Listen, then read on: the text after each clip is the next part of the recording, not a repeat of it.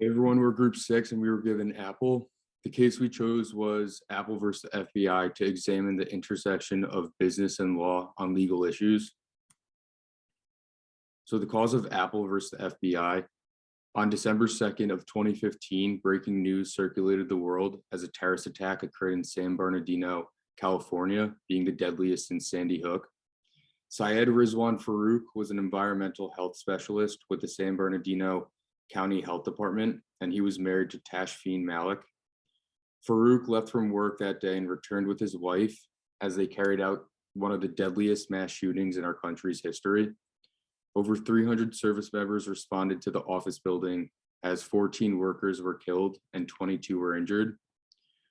Farouk and Malik then fled the scene and caused an exchange of fire with authorities, which led to them ultimately being killed.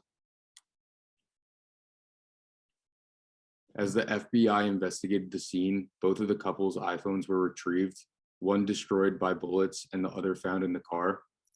The FBI wanted to obtain any information or communication the couple had or received in plotting or carrying this deadly attack. Investigators also believe that Malik, who is Farouk's wife, expressed allegiance to ISIS leader al-Baghdadi in a Facebook post, which was a possibility of being the motive of this attack. Not having the resources to unlock the phone, the FBI turned to Apple to create a backdoor into the device. They requested this backdoor due to the fact that they only had 10 attempts to unlock the phone.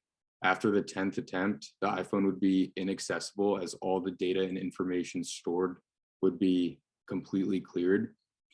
With Apple refusing to assist in creating this backdoor for the FBI, the result was that the FBI filed a lawsuit with the company. All Writs Act of 1789. This act gives federal judges the power to issue orders to compel people to do things within the limits of the law. It gives federal judges the power to issue court orders. Writs used to be used more frequently, but now they are only used in extraordinary circumstances when there are no other laws that apply to the situation at hand, such as this case, where the government wants access to information in a password-protected cell phone. But there are limits to the All Writs Act of 1789.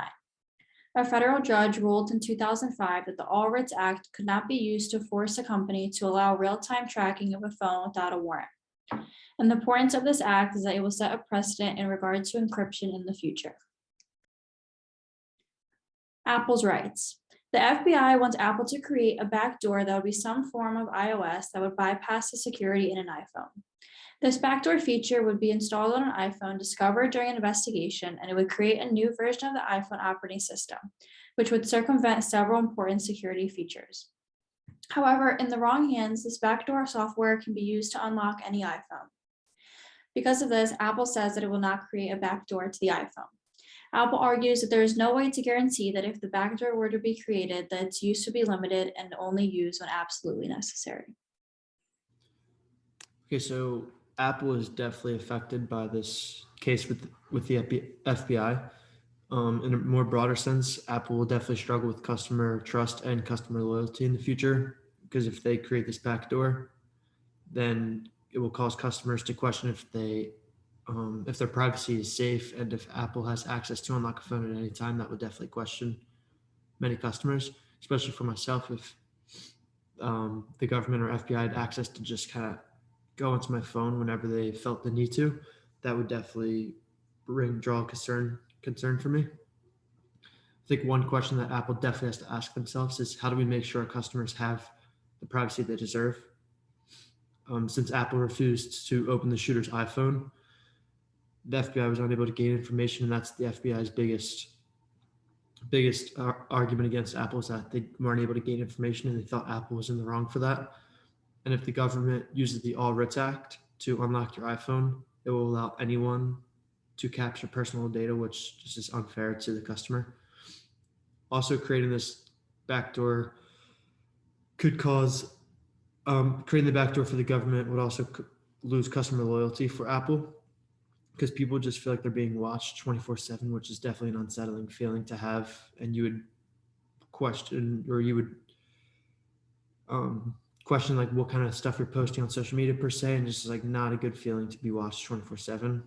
And even though the case came to a close because the FBI found a third-party system to help them, Apple still challenges themselves every single day to better their security systems for each and every new iPhone that comes up in the upcoming years, just so they know that their customers are protected. Okay, so I will be describing the outcome of the Apple versus the FBI case.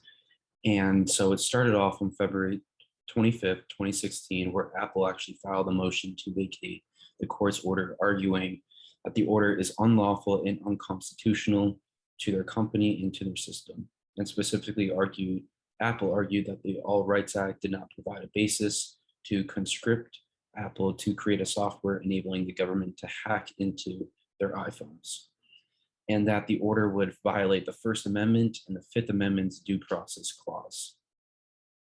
And after Apple kind of filed its motion to vacate the court's order, the FBI dropped the case, and they actually were able to find a third-party source that was able to unlock the iPhone. And sources suggested that it was an Israeli firm called Celebrite, but they never confirmed how they were able to unlock this iPhone and who the company actually was. And so FBI and Apple kind of left on shaky terms, as Apple kind of thought it was silly for them to even ask to create a backdoor because of all the vulnerabilities and security risks that would come from actually creating that backdoor, and in the future, how hackers could actually go into their systems from that backdoor. And Apple released a statement saying that we will continue to help law enforcement with their investigations as we have done all along, and we will continue to increase the security of our products as our threats and attacks on our data. So Apple ultimately kind of wanted to know how that third-party source was able to unlock that iPhone and to increase their security by that source able to unlock that iPhone. So, but they left on better terms, as Apple's always said that they would help the FBI with all of their cases. And here is a quick video from Steve Wozniak, co-founder of Apple, and he kind of describes the negatives of creating this backdoor for the government and how there are so many vulnerabilities and security issues and risks that could actually be negative for Apple if they did this.